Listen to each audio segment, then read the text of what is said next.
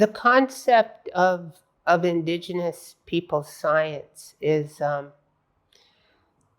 it's a good one. It's a good question to explore, because when we think about science, people tend to think about truth, and they tend to think about science as being truthful and precise and exact. And really, that science is just a body of knowledge that's created and structured from how we observe our natural world, our social world. We're observing the world around us, really. And then we're looking at drawing conclusions or theories that we're going to test out into the world. And we're going to test it in such a way that we can gather evidence for whatever we think is going to happen, or whatever the theory is about how something works or how something doesn't work. And so we do these things called experiments. And so for me, science is just a way of structuring the knowledge that we collect from our experience of the world when we observe things, whether it's natural, social, physical phenomena.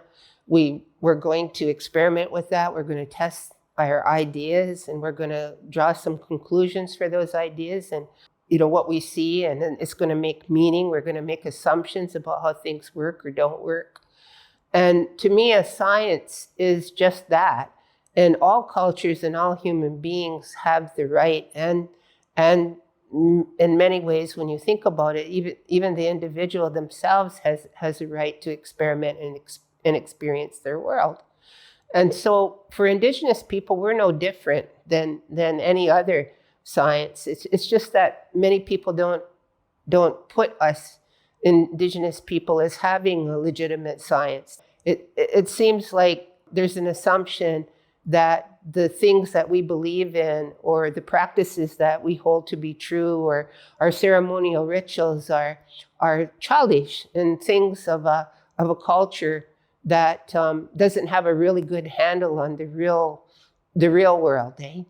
That we dance around the fire and we play with our drums and we sing our songs and we beat our drums. And I remember someone saying that to me, because they didn't understand what the purpose of that song was, or why we even beat the drum. They had no context for the judgments or the assumptions or the conclusions that they drew around that. But when you really think about something like drum playing, when you carry back the sound of that drum is really the sound of the heartbeat of an individual and the heartbeat of Mother Earth herself. There's a resonance, there's a frequency, there's a vibration that plays itself out in creation. And so the playing of that drum goes right back to creation stories. And all of our cultures, Indigenous people have creation stories. And so if you start to understand that the beat of the drum represents the heartbeat of the people, and you start to understand that the rattling of a shaker or the playing of a rattle is actually mimicking the original sounds of creation, because you have a creation story that tells you that creation could not be created by thought alone, that it had to have heart. Then you put the heart sound of that drum with the shaking of the rattle, which represents creator's thoughts. I'm borrowing now for a moment from my Anishinaabe friends and their creation story. They say it best. And to put together the sounds of creation in a drum and in a rattle, then you start to have a deeper appreciation for people who are making those songs and creating that music with those drums. You're actually recreating the original sounds of creation itself. So we're more than just Native people, dancing around the fire, seemingly unknowingly believing in or playing out a practice that seems kind of childish and rudimentary. It actually has a great big meaning when you start to really think about it, that if you can recreate the sounds of your original creation, then that's a powerful frequency, that's a powerful vibe or vibration that then gets transmitted out into the world. And if you add the part of it of thanksgiving to it, singing songs of gratitude and thanksgiving.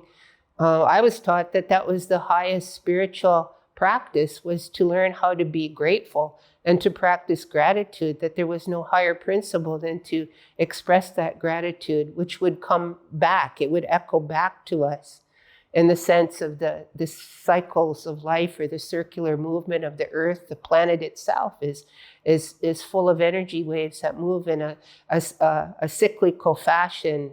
Science calls it scalar wave. But at the same time, when we think about Indigenous people, they might not have called it scalar waves, but they did know that there was an energy form that was moving through the earth. And you could see it sometimes when the sun came up in the morning, and you could see the circle of the light around the sun, and you could see it illuminate the circles of energy that are moving through the earth. You would see it in a rainbow. You'd see that arch, and when you see with that arch, you would know that that was part of one end of the circle that you were seeing, and it was genuinely, a circle of life, way before the Lion King ever came up with the circle of life concept, or popularized it, I should say, when they put it on the big movie screen. Indigenous people had that understanding that energy flowed in a circle and moved in a circle, and it wasn't just, visible in the rings of a tree. When you cut down a tree, you see the circles there. It was everywhere. It was perceived. They perceived life as moving in a circular fashion, from coming here as a spirit, right, and being a spirit when we leave. So it's a full circle of life when we lived. And so that circular fashion and of living, things going around, coming around, like you see examples of it in all kinds of conversations with Native people. And those are simple terms, but when you really think about it, they're scientific terms, because once again, it's a people who perceive their reality, and they're able to understand, they're able to observe, they're able to experiment, and they're able to make sense out of their environment. And they come up with these bodies of knowledge to say that this is how the world works. And that's a science. That's an Indigenous science.